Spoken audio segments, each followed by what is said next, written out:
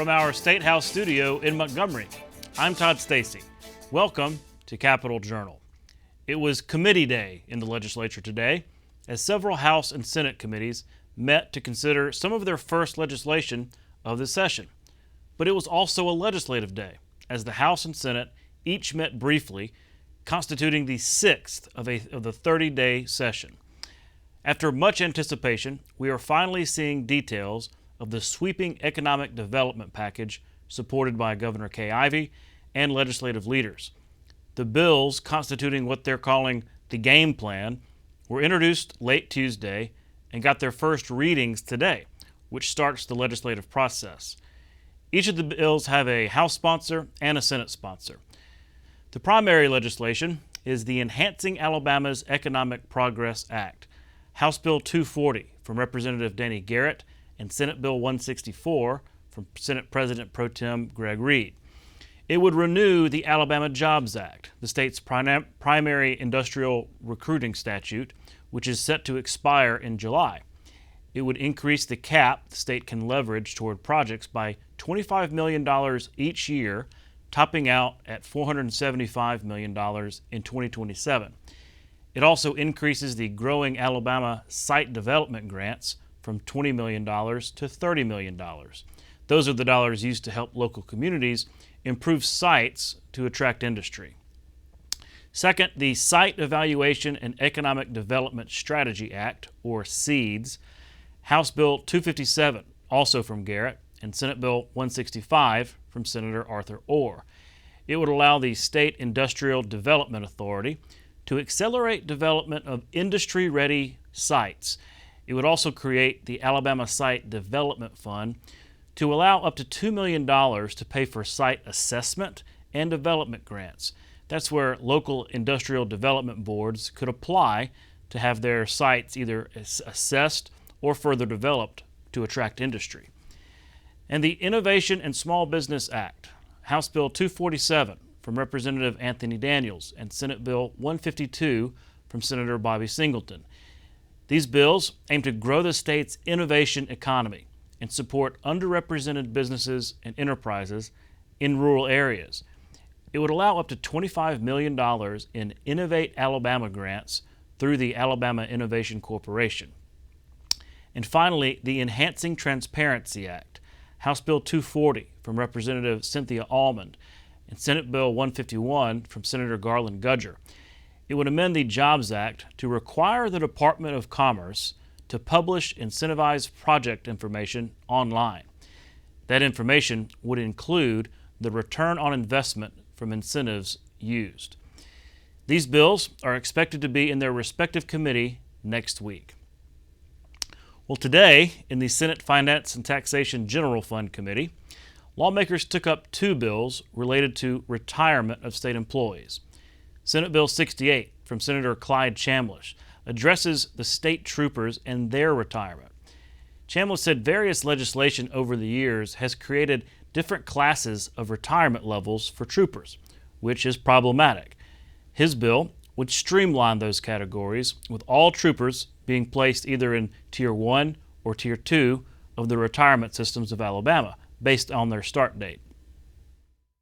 We have 427 employees on State Police Tier 1, 135 employees on State Police or FLC Tier 1, 7 employees on State Police Tier 2, 229 on FLC Tier 2, 44 on FLC Tier 1, 3 on FLC Tier 2.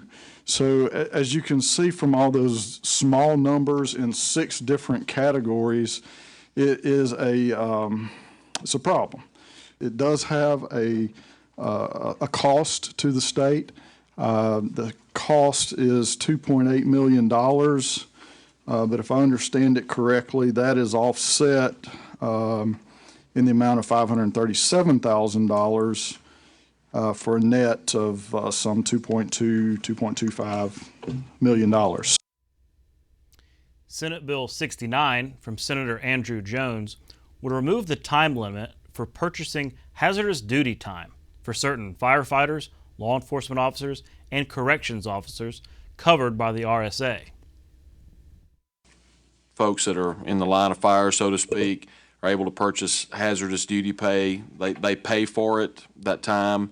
There was a 2-year moratorium, 2-year limit. They could only claim it for 2 years after the passage of the original bill. Nobody's able to figure out why that 2-year limit was put in, since they're purchasing the time, right? Hazardous duty pay. I'll direct you to the fiscal note, which says that they are unable to calculate a quantifiable estimate, but RSA believes that it is a minimal impact. RSA said there would be a minimal impact on the budget because the number of people eligible is about 300. No one else would become eligible for the program, and it would not be renewed. Over in the House, an anti-stalking bill was taken up in the Judiciary Committee. House Bill 153 from Representative Alan Treadaway would make it a Class C felony to put an electronic tracking device on another person's belongings without their consent and with the intent to surveil, stalk, or harass for any other unlawful purpose. The bill was approved and moves to the House floor. More than $82 million in tax cuts was approved by the House Ways and Means Education Committee. House Bill 116 from Representative Danny Garrett would eliminate the lowest state income tax rate of 2%. House Bill 115, also from Garrett, would reduce the highest rate of 5% to 4.95%. All told, the proposals would save taxpayers $82.3 million. Both tax cuts would be implemented incrementally over a period of 5 years. The House Health Committee approved a bill that would require a minor to obtain parental consent in order to receive a vaccination. Under current law, a minor 14 years of age or older can give consent for medical, dental, and mental health services without the consent of a parent. House Bill 18 from Representative Chip Brown would require parental consent for all minors when seeking a vaccination. And the House Health Committee also discussed a bill aiming to clear the way for the Alabama Department of Public Health to issue certifications of non-viable birth. This would be for parents whose children are either stillborn or die shortly after birth. House Bill 55 is sponsored by Representative Wandolyn Gavan. And this is a bill that just simply, if enacted, just simply states, under existing law, a parent or a fetal of a fetal death occurring after 20 weeks of gestation may request a birth certificate resulting in stillborn birth. And this bill would create the Genesis Act. And we would work with the Department of Health to provide a certificate to the parent, and there are some, and that you will see in the amendment, but it basically creates a safeguard or a mechanism for non-viable births. And let me define what a non-viable birth is. A non-viable birth means an unintentional, spontaneous fetal demise occurring between, and typically is between somewhere between 10 weeks to 19 weeks. It could actually occur between earlier than that. So ours basically says occurring before the 20 weeks. And again, here in the state of Alabama, you can get a birth certificate if the gestation is beyond the 20-week time period. So this bill would do so if enacted, and it would give the State Department here permission to do so upon the request of a mother. That bill also passed committee and now goes to the full House. We'll be right back with tonight's guests. You can watch past episodes of Capital Journal online at video.aptv.org. Capital Journal episodes are also available on APTV's free mobile app. You can also connect with Capital Journal and link to past episodes on Capital Journal's Facebook page. And you can listen to past episodes of Capital Journal when you're driving or on the go with Capital Journal podcasts. Keep up with what's happening with Capital Journal.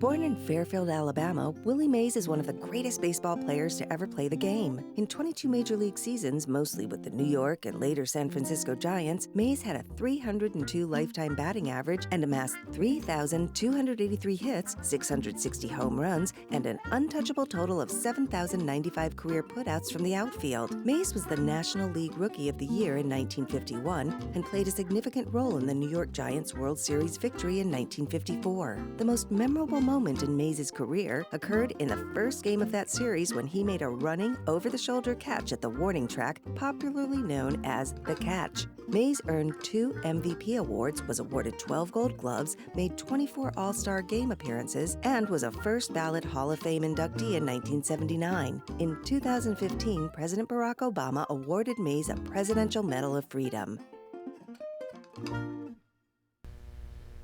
Next, I'm joined by State Representative Debbie Wood of Valley and State Senator Garland Gudger of Coleman.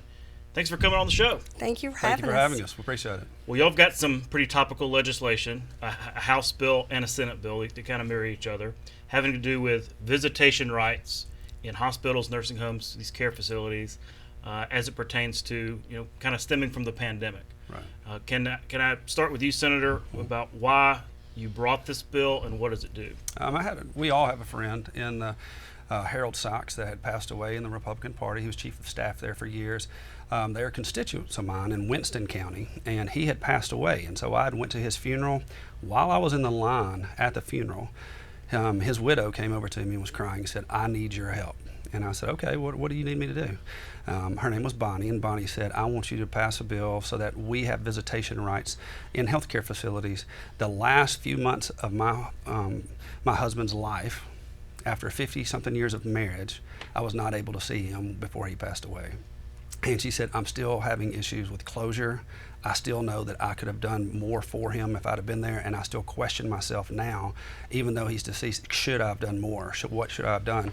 And it hit home because my father was diabetic and was in the hospital for a long time at the end of his life, and I was there with him.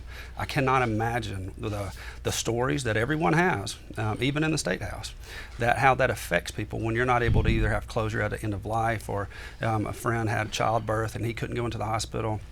And he had a miscarriage, and his wife had to go through that by herself, and that emotional stress by herself, and then he had to sit in the parking lot. So this bill is very personal to me and to, I think, everyone that has gone through this, and I believe everyone has their own story to tell. I was going to say, don't you also have some personal...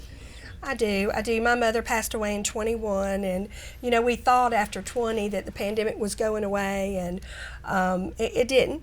It didn't, and I was not allowed to be with my mother at the end of her life. And I think the hardest part is the fact that you wonder, do your loved ones think that you abandoned them because you're not there, but they don't know what's happening with protocol and with rules. They just know you're not there holding their hand. And so it was very difficult for me, and just so thankfully, I reached out when I saw his bill, and he said, "Hey, your story is fantastic. You have the story of the loved one that still today in the House is saying, I don't have the closure that I need," just like Ms. Bonnie had. And so it's been our mission to make sure that loved ones are there, to be an advocate.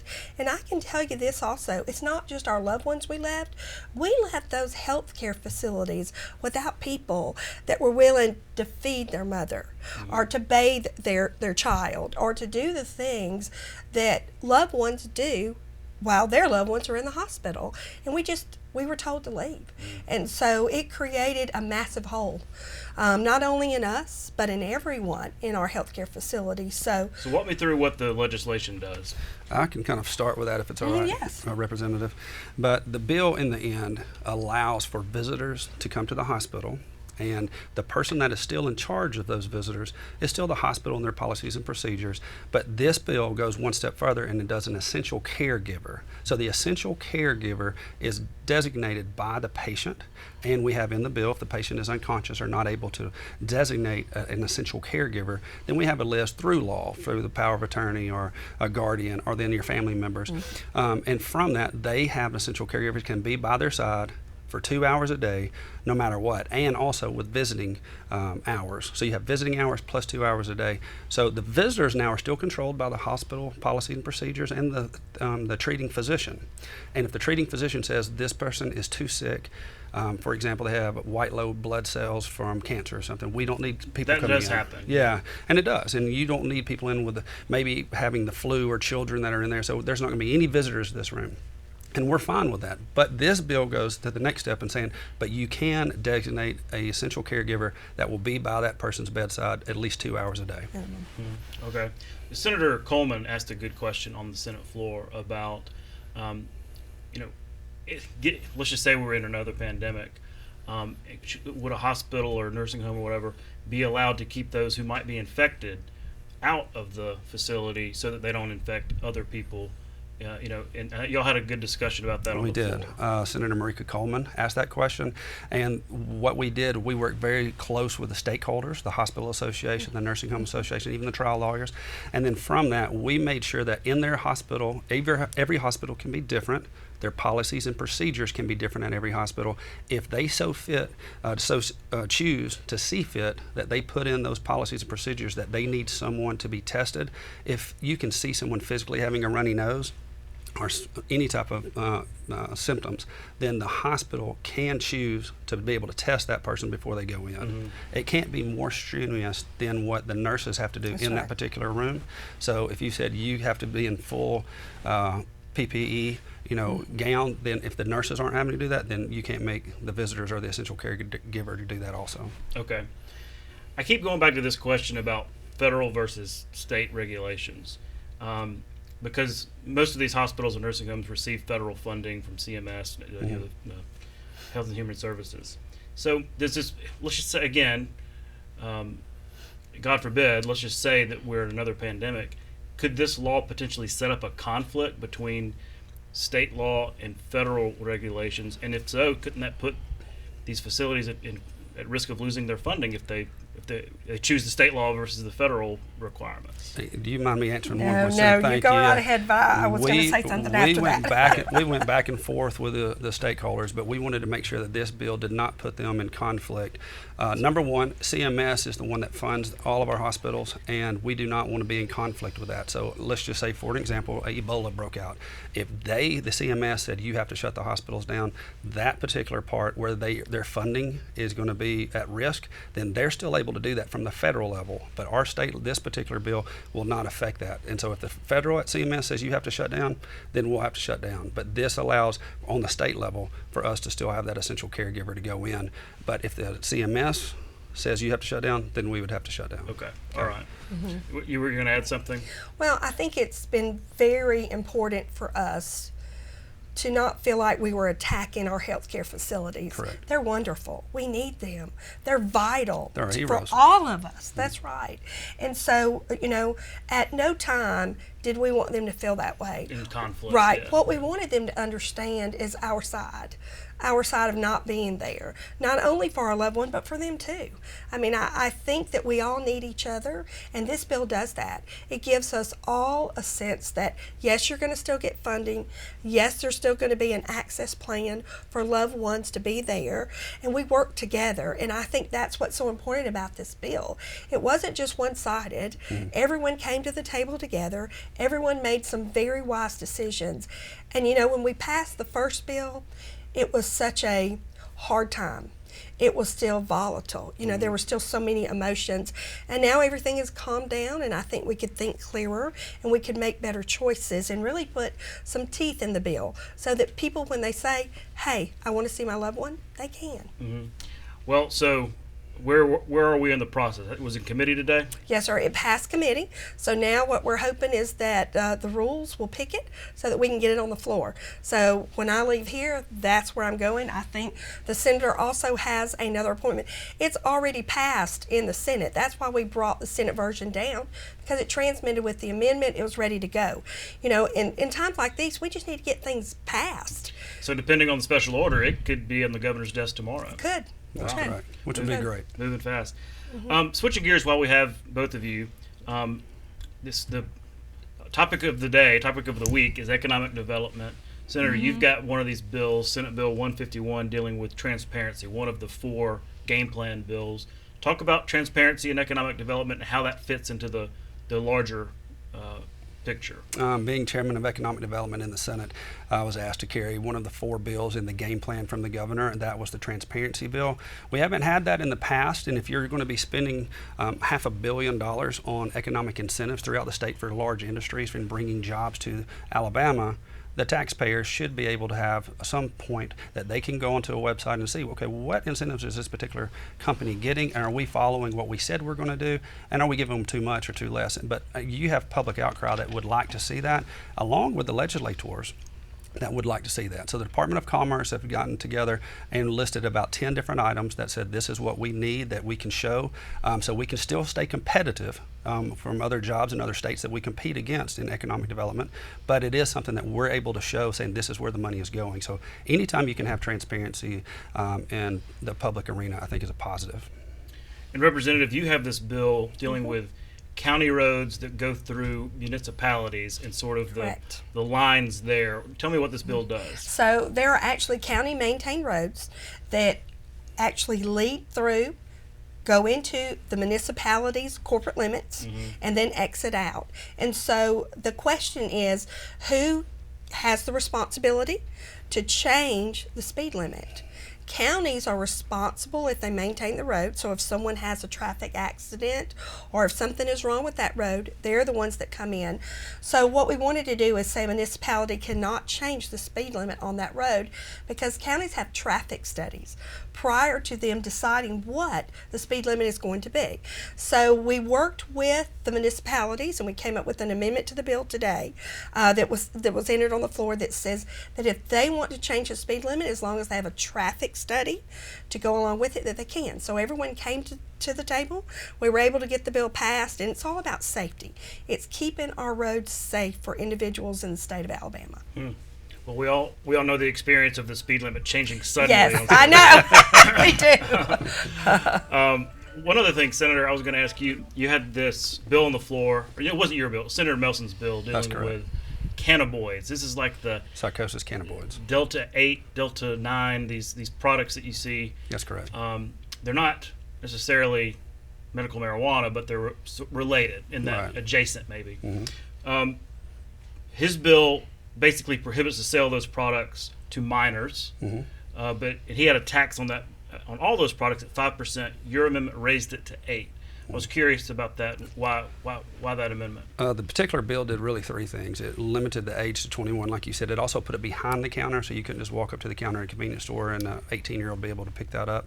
So you have to ask for those behind the counter. Then number 3, there was a tax that the industry itself put on, which is a 5%, because right now they weren't taxed, being newer products. And so from that, I thought it would be best to up that tax a little bit and to 8%, but instead of it just being in a general fund, putting it in a general fund so that we could earmark that for mental health. And I thought those two went hand in hand, and we need more money for mental health. So that was my goal, is to be able to have more tax to go into mental health, which I think parallels that particular product.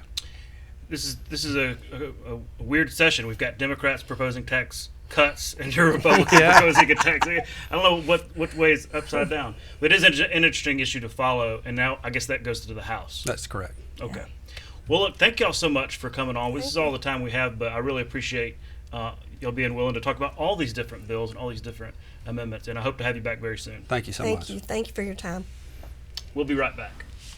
You can watch past episodes of Capitol Journal online anytime at Alabama Public Television's website, aptv.org. Click on the Online Video tab on the main page. You can also connect with Capitol Journal and link to past episodes on Capitol Journal's Facebook page. Getting my hands dirty is the best part of my job. My name is Hannah Rogers, and I am an AMP mechanic, which is an airframe and power plant mechanic. I can work on anything from general aviation to helicopters. I was a young mother. I was 18 when I became pregnant. I never thought that I could finish school, work, and raise my son. But with the government's assistance with food stamps, Section 8, child care, all of those programs have helped me achieve this goal to where I don't have to live off assistance anymore. I was able to graduate debt-free by the Pell Grant, the WIOA program, and also a scholarship. I actually had friends tell me about the program, the WIOA program, and so then I also spoke with the SSS instructor at our school, and she told me to contact the Career Center, and I was able to set up an appointment and fill out the application and all the prereqs for that. With the WIOA program providing for my scholarship for school, along with the Pell Grant, that all gave me opportunities that I wouldn't have been able to reach my goals and be where I am today without those programs. You don't just have to stay in poverty because you was born in poverty. You can move up in life. Just because you don't have the money doesn't mean that you can't get there. There's a lot of opportunities out there. There's scholarships, there's programs, there's people. You just have to show that you're willing to do the hard work. I was determined. I refused to allow anything to stop me. That's our show for tonight. Thanks for watching. But before we go, a special happy birthday to our Capital Journal director, John Holman, and to my dad, Bob Stacy. We'll be back with more Capital Journal tomorrow night at 10:30 right here on Alabama Public Television. For our Capital Journal team, I'm Todd Stacy. We'll see you next time.